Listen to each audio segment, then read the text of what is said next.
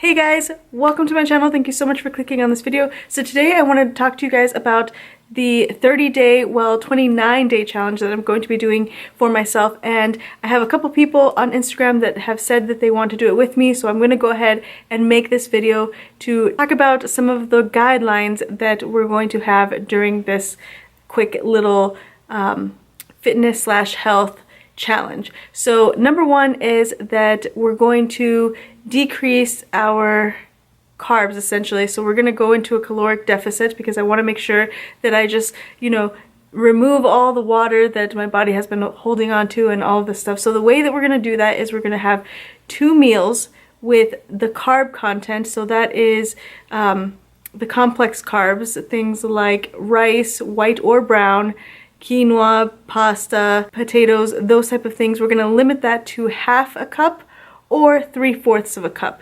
And I don't mean to just like pack in the pasta into 3/4 of a cup and make it fit, loosely, nice in the serving. And then we're going to really focus on having a lot of vegetables in each meal for volume because we may be a little bit hungry. And also a lot of protein. So it's very important that we have a lot of protein in the plan as well. So that's going to be the number one thing. Number two is that we want to make sure to drink enough water. So my plan is to go for about 1 gallon of water, so that's what I'm going to strive for. If you're somebody that does not drink, very much water a day, maybe 1 gallon will be too much. Try to go for half a gallon, but try to do something that is a little bit different than what you usually do. So let's increase our water intake. One of the best ways that I find to do that is that I drink a whole glass of water before each meal, and that I feel like that really helps me get to my goal for my water intake for the day. Number 3 is that one meal for the day is not going to be any carbs. So we're going to do a low or no carb meal for one of the meals of the day. If you are somebody that eats 3 meals a day, then one meal will have no carbs. And this is really just to create that caloric deficit and just reduce the overall carbs. That just is something that has always helped me. And I want to do something that is semi-strict, so I have guidelines, but I'm not going to go and I'm not going to track every single thing and measure every single thing. I'm going to just make good choices. One of the questions that I've already had multiple times is fruit acceptable? Can we have fruit? Absolutely, you can have fruit, but let's try to limit the fruit to high fiber types of fruit, such as apples, pears, and we can do berries, but let's limit the fruit that is higher in sugar. All fruit is high in sugar, and your body does not distinguish between refined sugar and natural sugar. So it is important to limit the fruit content in your diet. So I'm going to go ahead and just say that for these 29 days, let's go ahead and limit ourselves to 1 small fruit a day. If you're going to have something like berries, then about a cup loosely fitted.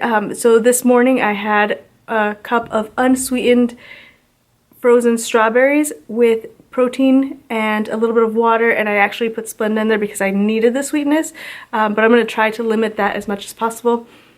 So that's what I had, and I'm definitely still within my plan. And then for lunch I had a stuffed green pepper with beef inside of it, and it was so good and spicy and very satisfying. So my next meal will probably be something that has a lot more carbs because I have not had very many today, but I do feel good. I don't feel really tired or anything. I've stayed hydrated the entire day, so I've had a good day so far.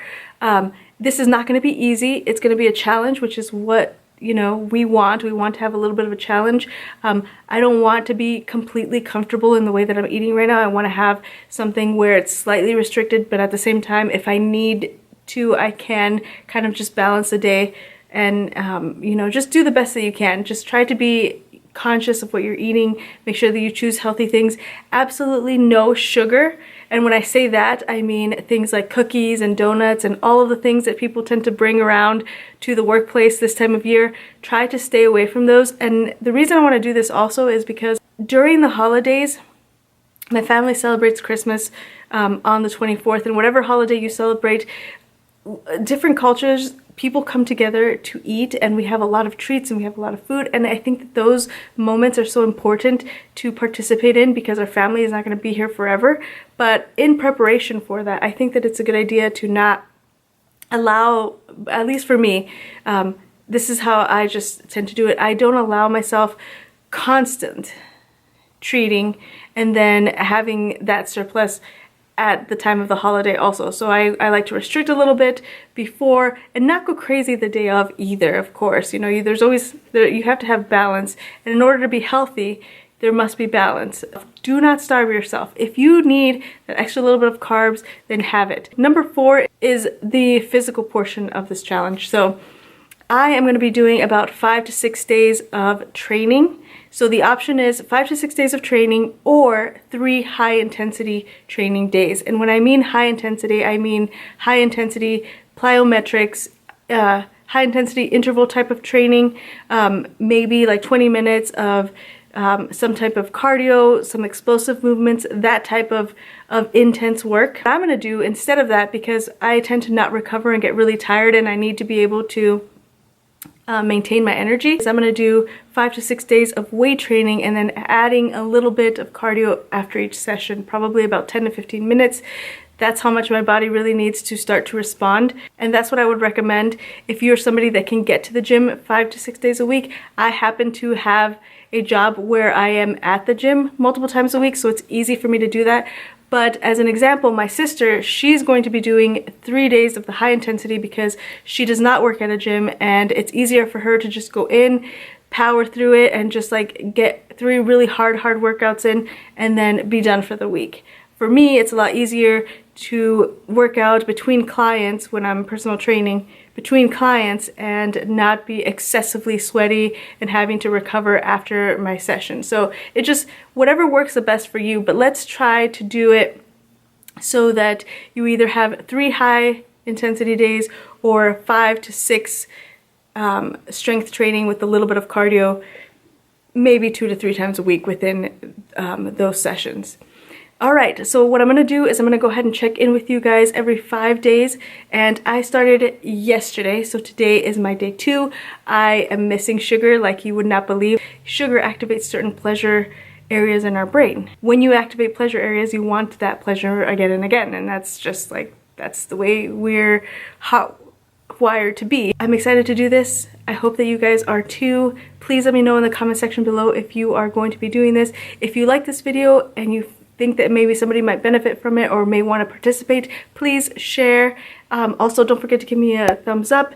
Make sure to subscribe because it really helps on my channel, and be sure to hit that bell notification so that you get a notification every time I post a new video. I will see you soon in one of my other videos or in about 5 days from today. Bye-bye.